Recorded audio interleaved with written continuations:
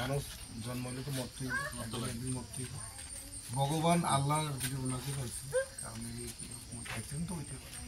তবে আমরা অলরেডি উকিল সাহেবের কথা হয়েছে, আমরা কালকে জাকির হোসেনের কাছে গিয়ে আমরা ওখান নামাজ করে দিয়ে মিনিমাম একটা প্যাকেজ পাওয়ার লেগে উকিল সাহেব চেষ্টা করি। তো মারা গেছে টাকা পায় কি।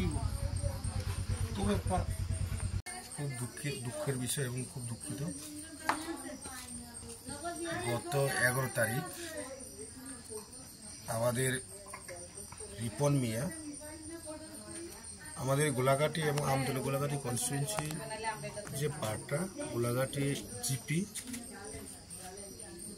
রিপন মিয়া যখন বিশ্রামগঞ্জ সাইড থেকে যখন ওনার কাজ সেরে যখন বাড়ি ফিরছিল তখন হঠাৎ করে একটা গাড়ি বালেনো যে গাড়িটার ধাক্কা দিয়ে উনি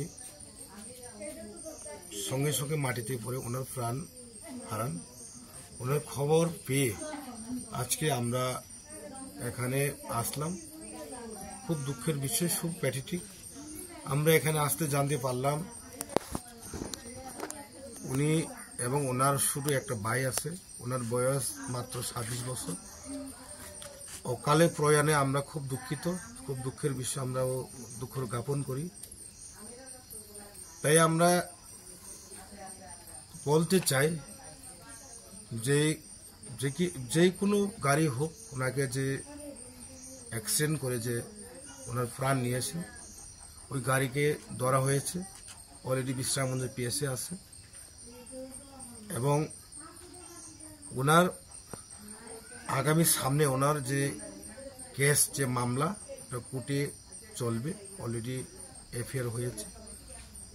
তাই আমরা তীব্রামথা এবং গোবাগড়ার আমাদের মহারাজ নেতৃত্বে ওনার পরিবারকে আমরা সাহায্যে হাত বাড়িয়ে দিব এবং ওনার পরিবারের পাশে আমরা সবসময় থাকবো, সুখে দুঃখে আমরা থাকবো।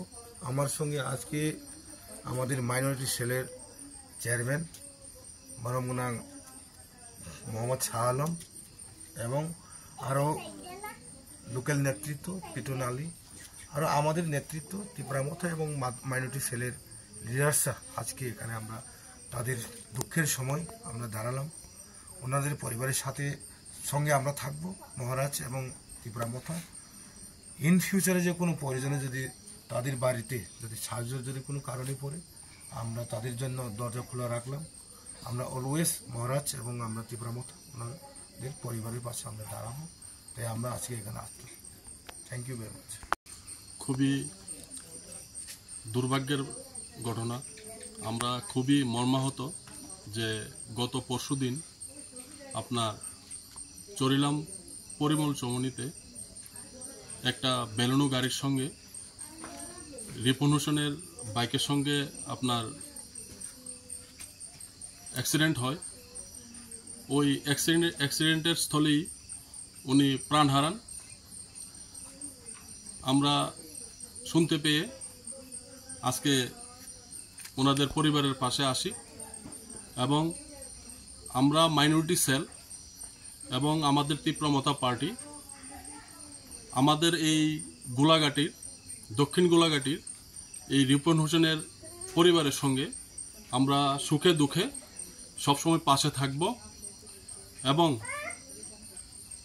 আমরা এই পরিবারের এই দুঃখের ভাগ হয়তো আমরা নিতে পারবো না, কিন্তু আমরা ভগবান আল্লাহ ঈশ্বরের কাছে এতটুকু বলবো যে কোনো পরিবারের সঙ্গেই যাতে এরকম দুর্ঘটনা না হয়।